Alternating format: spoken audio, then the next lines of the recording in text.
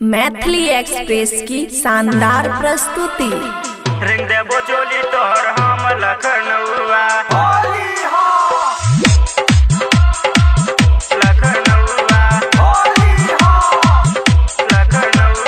खुशी recording studio बलुआहा। रिंग देबो चोली तोहर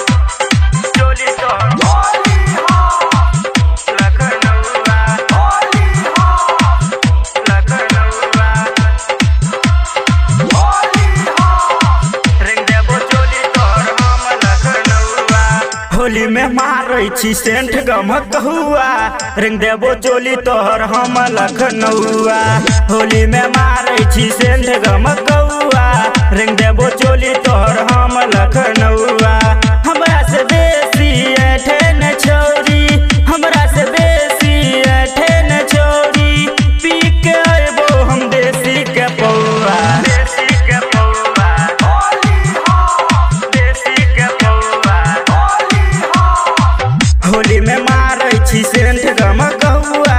रिंग देबो चोली तोहर हम लखनऊआ होली में मारै छी सेंठ गमक हुआ।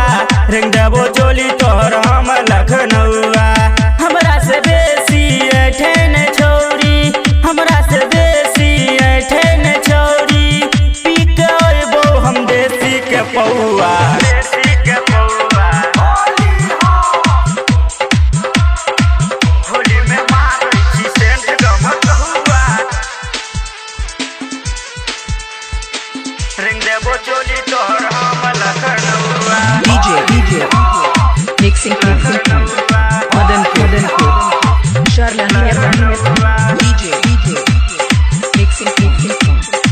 रिंग देबो चोली तोहर चोली तोहर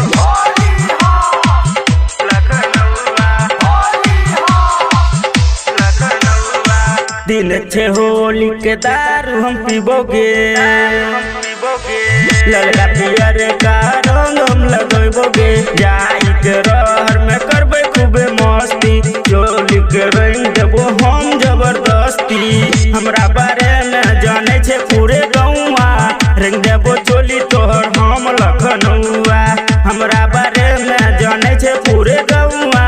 रिंग देबो चोली तोहर हम लखनऊआ हमरा से बेसी ऐठे न छोरी, हमरा से बेसी ऐठे न छोरी। पी के अइबो हम देसी के पौआ, देसी के पौआ। रिंग देबो चोली तोहर हम लखनऊआ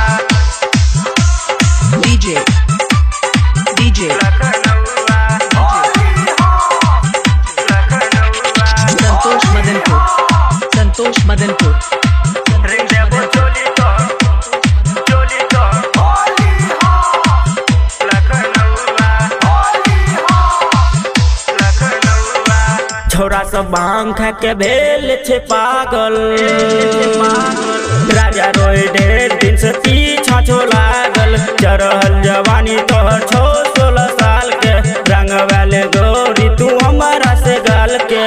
तोरा देखी के हमर मन ने मनैया। रिंग देबो चोली तोहर हम लखनऊआ तोरा देखी के हमर मन ने मनैया। रिंग देबो चोली तोहर हम लखनऊआ हमरा से बेसी ऐठे न छोरी, हमरा से बेसी ऐठे न छोरी। पी के अइबो हम देसी के पौआ, देसी के पौआ, देसी के पौआ। होली में मारै छी सेंठ गमक हुआ। रिंग देबो चोली